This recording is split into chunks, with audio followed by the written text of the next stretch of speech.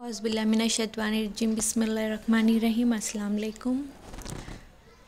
मज़मून जोग्राफ़िया 7वीं class के लिए सबक नंबर 7 मिट्टी। इसमें हम अपनी याददाश्त को ताज़ा करते हुए ज़रा गौर करेंगे कि मिट्टी में कौन कौन से अज्जा पाए जाते हैं और मिट्टी की तश्कील के दौरान गैर हयाती अज्जा कहाँ से आते हैं। मिट्टी के तनों किन अज्जा पर मुनहसर होते हैं। तो जैसे हम ये सवालात पूछते हैं तो कुछ सवालात के जवाबात हमारे दिमाग में आने लगते हैं और कुछ और नए सवालात हमारे दिमाग में पैदा होते हैं। तो हमारे जहन पे ज़ोर डालते हुए हम मिट्टी से मुतालिक और तफसीली मालूमात हासिल करेंगे।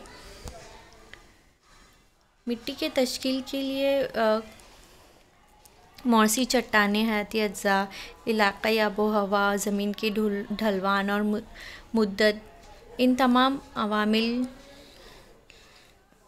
पर गौर व ख़ौज़ किया जाता है। तो हम पहले मिट्टी की तश्कील में हिस्सा लेने वाले अवामिल में सबसे पहले मौसी चट्टानों पर गौर करते हैं। किसी इलाके में मौसी चट्टानें उस इलाके की मिट्टी की तश्कील में अहम आमिल होते हैं। किसी इलाके की आबोहवा मौसी चट्टानों की सख्ती की बुनियाद पर मौसी चट्टानों की फरसूदगी यानी कि टूट फूट होती है, जिसकी वजह से मौसी चट्टानों के सफ़ूफ में तब्दील हो जाने पर मिट्टी वजूद में आती है।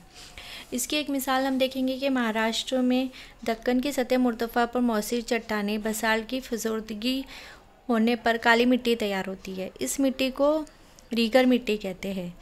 जनूबी भारत में ग्रेनाइट और ऑर्निस मौसी चट्टानों की फरसूदगी के सबब सुर्ख मिट्टी तैयार होती है।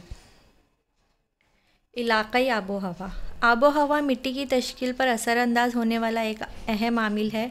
मौसी चट्टानों की फरसूदगी मिट्टी बनने के अमल का पहला मरहला है।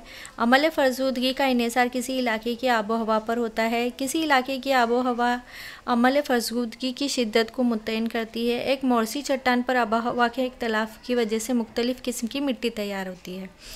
हम उसकी एक मिसाल देखेंगे कि सियादरी के मगरबी हिस्से में जहाँ मरतूब आबो हवा है, बेसाल चट्टानों में पानी रिसने से तकतीर यानी लीचिंग के सबब जाम्बी मिट्टी, जिसे हम लेटराइट कहते हैं, तैयार होती है। जबकि दक्कन की सतह मुर्तफ़ा पर जो है बेसॉल्ट की चट्टानों से रेगर यानी काली मिट्टी तैयार होती है।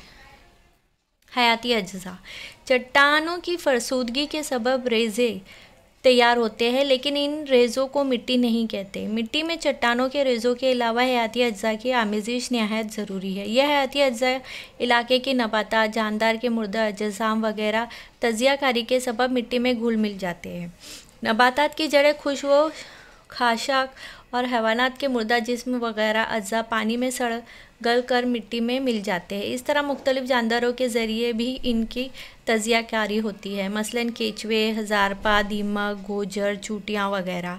इस तरह के सड़े गले हयाती मादे को ह्यूम्स कहते हैं। मिट्टी में ह्यूम्स का तनासुब ज़्यादा होने पर मिट्टी की ज़रख़ेज़ियत बढ़ जाती है।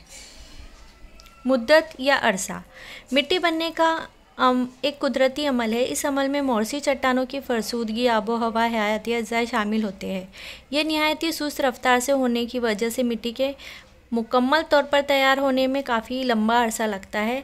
आला दर्जे की मिट्टी 2.5 सेंटीमीटर की तय बनाते हैं और हज़ारों साल का अरसा लग जाता है। इस बात को ज़हननशीन कीजिए कि मिट्टी कुदरत का एक अनमोल तोहफ़ा है।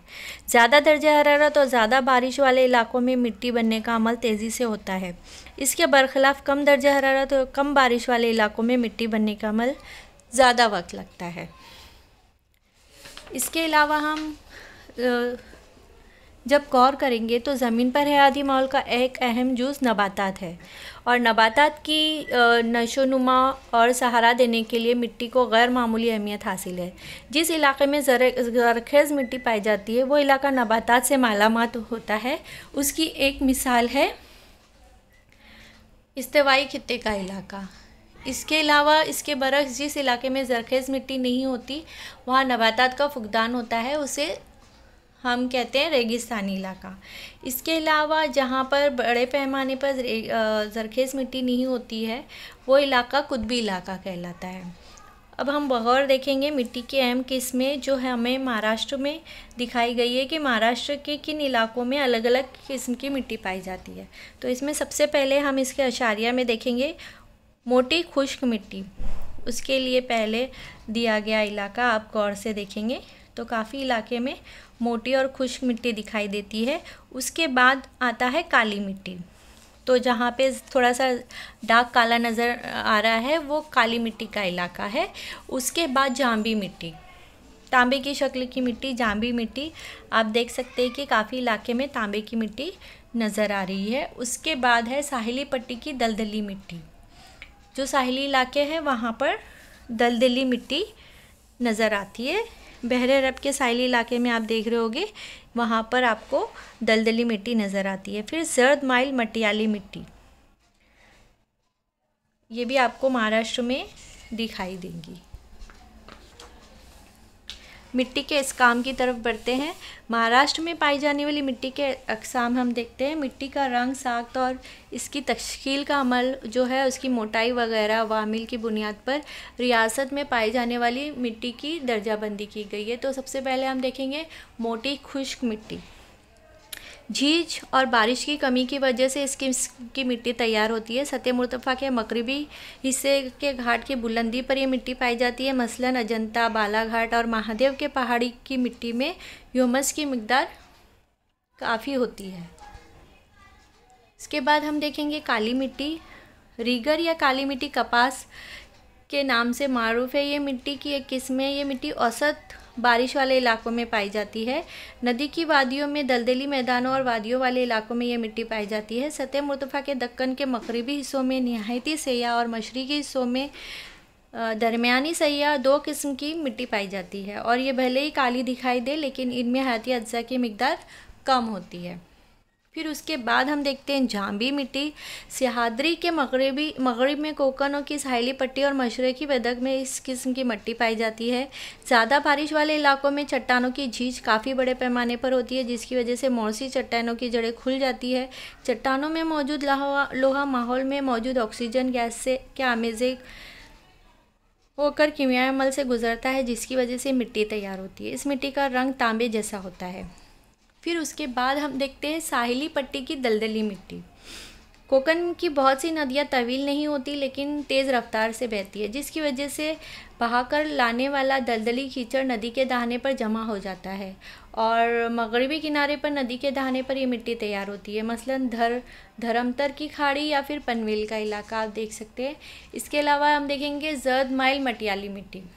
बहुत ज़्यादा बारिश वाले इलाकों में पाई जाने वाली ये मिट्टी बहुत ज़्यादा जरखेज़ नहीं होती, इसलिए ज़राअत के लिए इस मिट्टी का इस्तेमाल कम होता है। चंद्रपुर, भंडारा का मशरक़ी इलाका और सह्याद्री के पहाड़ी हिस्से में ख़ास तौर पर ये मिट्टी पाई जाती है।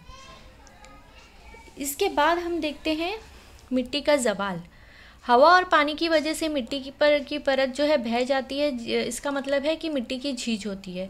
बहता पानी, आबोहवा और मुख्तलिफ तबई साख्त की वजह से मिट्टी की झीज होती है। मिट्टी की जिस तरह झीज होती है उसी तरह बाज़ वजूहात की बिना पर मिट्टी की ज़रख़ीज़त में बिगाड़ पैदा होता है। तो ये जब बिगाड़ पैदा होता है तो हम उसे मिट्टी का ज़वाल कहते हैं।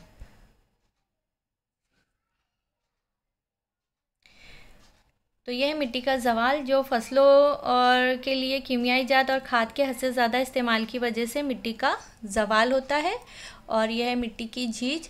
इसके बाद हम देखेंगे कि मिट्टी का तहफ़्फ़ुज़ क्यों ज़रूरी है। तो मिट्टी की अहमियत को ख्याल रखते हुए इसका तहफ़्फ़ुज़ करना भी बड़ी अहमियत का हामिल रखता है।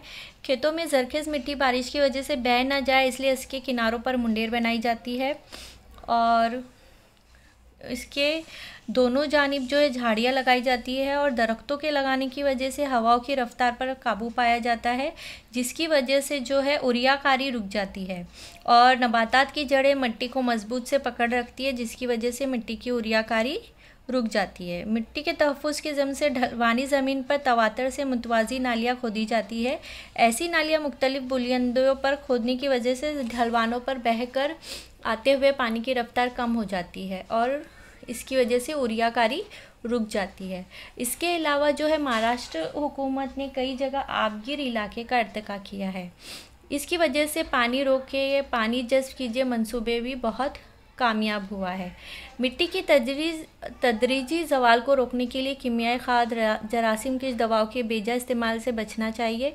इसकी जगह नामियाती खाद का मसलन गोबर, केचुआ खाद, कंपोस्ट खाद का इस्तेमाल करके मिट्टी की पीएच की कदरे को मतवाज़न रखा जा सकता है। इसकी वजह से मिट्टी में ह्यूमस की तनासुब में इजाफा होने में मदद मिलती है और मिट्टी की ज़रख़ेज़ियत बरकरार रहती है।